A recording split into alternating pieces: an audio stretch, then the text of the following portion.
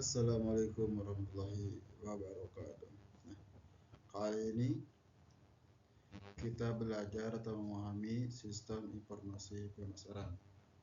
Nah, yang mana sistem informasi pemasaran ini tentu kita sudah banyak membahas dan membaca literasi bahwa sistem pemasaran ini sangatlah penting dan nampaknya perkembangan teknologi digital semakin canggih.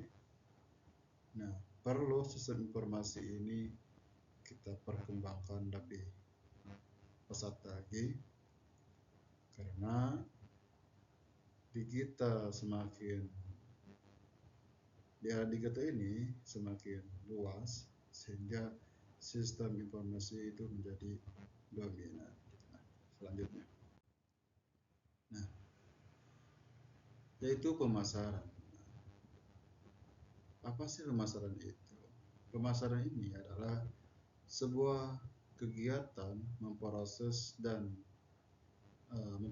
bagi organisasi ataupun untuk perorangan. Nah, yang mana untuk memudahkan dan mempercepat hubungan pertukaran dalam lingkungan yang dimanisnya melalui penciptaan, pendistribusian, promosi, dan penentuan harga barang dan jasa dan gagasan. Nah, jadi kalau kita punya barang, nah ini kita punya barang bagus nih, tetapi kita tidak dipasarkan atau dipublik gitu ya melalui pemasaran. Nah, masa iya sih barang sebagus ini ya mau kita pakai sendiri gitu, bagi-bagilah gitu ya. Nah, maka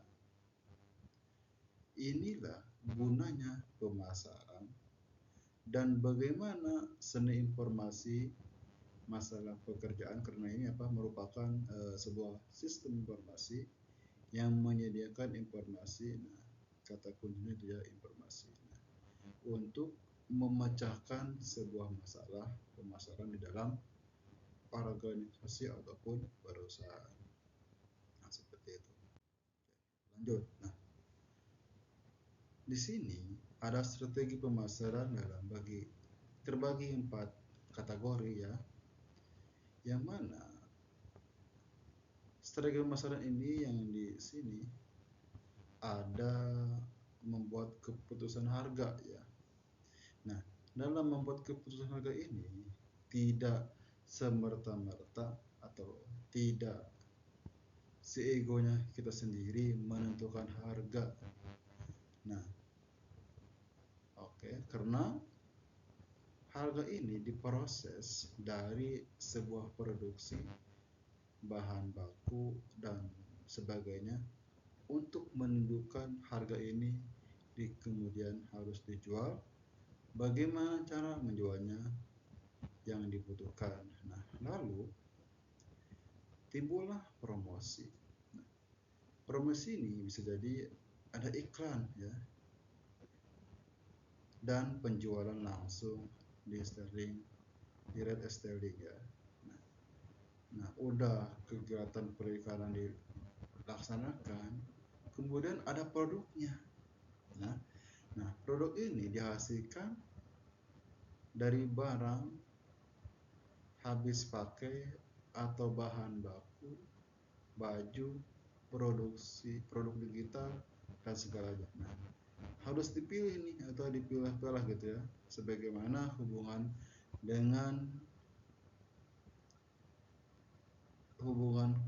harga sama periklanan. Nah, ya. Lalu udah semuanya timbullah kita jaringan distribusi. Nah, jaringan distribusi ini kita tuh mau dipasarkan di mana sih? Mau dijual di mana sih? Ya, gitu. Inilah sangat penting untuk sebuah strategi pemasaran.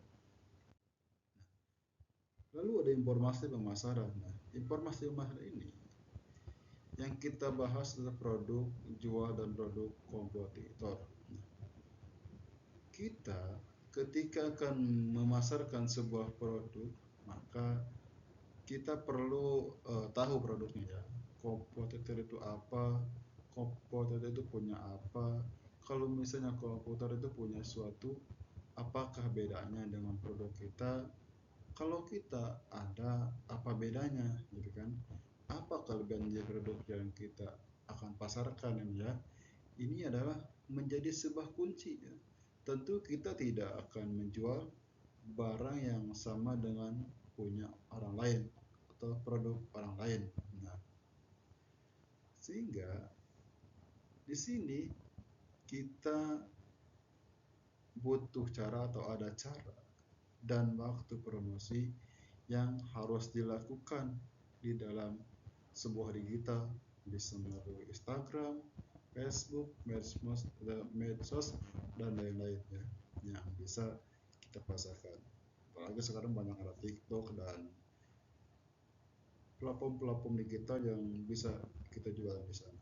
Nah, tentu kita ini memiliki waktu yang tertentu di saat review itu tinggi ya. Sehingga harus kita melihat nih, dari umpama dari jam 6 gitu kan ya sampai jam 7. Nah, ketika kita beriklan, harganya bisa jadi tinggi. Karena apa? Karena ternyata reviewnya tinggi. Nah, dan sebagai kita perlukan riset nih. Perlu kita riset bagaimana cara memasarkan secara digital, tetapi bagaimana caranya memasarkan secara offline. Nah, mungkin ini pasar tertentu kita harus tahu pasarannya, kita harus tahu pasarannya. Nah, setelah itu kita harus menemukan lokasi atau tempat menjual produk. Nah, tentu tidak ada bakalan jualan. Nah, tidak ada orang jualan itu di pinggir jalan atau ya yang barangnya bagus tetapi dia tempatnya kurang pantas gitu untuk menjualkan barang itu. Contohnya seperti produk multinasional ya dijual di pinggir jalan. Semoga eh, bisa jadi ya tidak kemungkinan yang jualan di pinggir jalan ini bisa jadi inilah sebuah eh, motivasi di dalam era sekarang ya dengan nyeleneh gitu. Sekarang kan zaman-zaman filler, dengan cepat tahu, dengan nyelenehnya promosi ini bisa jadi ya. Tapi jangan sampai nyeleneh ini berujung kebangkrutan dan segala macam, merugikan lah intinya. Nah, setelah itu harga produk termasuk harga kompetitor. Nah, kita sekali lagi ya akan memasarkan sebuah produk nih, harus melihat kompetitor kita jualannya berapa. Kalau kita tidak menjejak lebih baik barang kita, tentu tidak akan penjualannya rubah di atasnya kompetitor. Nah, seperti itu. Selanjutnya itu ada riset atau penelitian pemasaran. Melakukan penelitian khususnya mengenai operasi pemasaran untuk tujuan mempelajari kebutuhan konsumen dan meningkatkan efisiensi pemasaran ya. Perlu kita riset, kita cek apa sih yang dibutuhkan dari konsumen ini gitu kan. Nah, orang itu tentu akan membeli produk kita ya, karena kalau kita pengen tahu produk laku keras ya di pasaran, maka kita harus melakukan riset yang dibutuhkan banyak orang gitu. Apa dengan mengetahui yang dibutuhkan, maka penjualan yang kita keluarkan tentu ini akan sesuai target sama konsumen ya.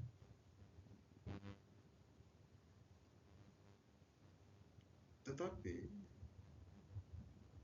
dengan riset ini harus punya konsistensi. Artinya kita itu harus punya target ya. Jangan kita riset tapi eksekusinya tidak ada. Harus ada punya target.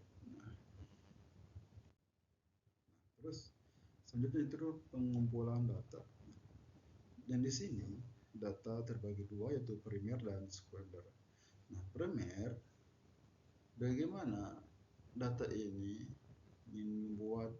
melakukan riset perusahaan sendiri segera internal ya, lewat survei, wawancara atau pemetaan ujian. Nah, data primer ini ya data yang dikumpulkan oleh pihak perusahaan. Cara pengumpulnya melalui survei, wawancara mendalam, pemakaman dan pengujian terkendali. Nah, adapun sekunder ini yang dimiliki orang lain, kita ngambil, kita pakai untuk konversi di atas sekunder. Cara mengumpulkan data menjadi suatu surat atau kabar, majalah, buku, dan internet. Nah, baru proses pemasaran. Nah, proses pemasaran ini berhubungan dengan pengumpulan pencatatan dan analisis semua data pelanggan dan calon pelanggan. Nah, kalau kita misalnya mau jualan nih, jualan baju. Nah, kenapa kita memutuskan jualan baju?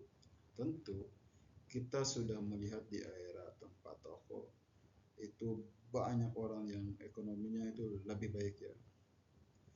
Kalau ekonominya menengah, jangan coba-coba atau ya menengah ke bawah gitu ya jualan baju, karena takutnya konsumennya tidak tercapai. Tetapi kalau kita jualan di sebuah perumahan nih yang ekonominya menengah ke atas,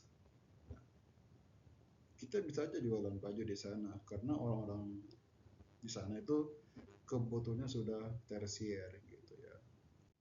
Nah, lanjut informasi pemasaran. Informasi pemasaran ini adalah marketing intelijen. Nah, kita mencari informasi marketing intelijen ini berhubungan dengan pengumpulan, pencatatan, dan analisis semua data perusahaan pesaing. Nah, kita harus meneliti pesaing kita ini kayak apa sih yang dia jual, yang dia pasarkan itu. Ya. Sejadi memang mengunjungi ya, kita tidak mengunjungi toko itu, tetapi kita nyuruh orang ya, misalnya mungkin nyuruh saudara kita untuk meriset atau mencari informasi dari pesaing kita itu apa sih yang dia promosikan, yang dia pasarkan, yang dijual gitu ya. Inilah pentingnya informasi pemasaran. Selanjutnya itu memproses transaksi. Nah, memproses transaksi kita tidak tahu tentang keuangan, maka kita jangan dikerjakan sendiri yang bukan ahlinya. Maka kita harus merekrut orang yang benar-benar dia mengerti dengan akuntansi, sehingga dia akan menghasilkan transaksi jelas, transparan. Nah, kalau kita yang ngerjain kan bisa tersendat-sendat gitu, malah tidak tidak lancar ya. Makanya perlulah kita mengejarkan orang pada posisinya ya. Makanya kita harus belajar sistem informasi akuntansi yang berhubungan dengan penjualan, atau kita menyuruh orang yang paham di bagian itu. Lalu kita berangan-angan untuk peramalan nih, peramalan penjualan ya. Peramalan pun ini bangunan untuk melaksanakan peramalan penjualan. Nah, yang mana peramalan ini penting bagi kita. Harus kita peramali kira-kira penjualan saya ini 3 bulan ke depan apakah ada peningkatan atau gimana ya, meskipun di rencana planning A dalam 3 bulan ini kurang atau tidak tepat sasaran, maka plan B-nya apa, dan selanjutnya plan C-nya apa, sehingga kita punya feeling atau peramalan yang kuat sehingga perusahaan atau organisasi itu akan lebih maju. Nah, ini yang saya sampaikan dari sebagai sistem informasi pemasaran. Semoga ini menjadi ilmu atau pengetahuan bagi kita semua. Saya akhiri, wassalamualaikum warahmatullahi wabarakatuh.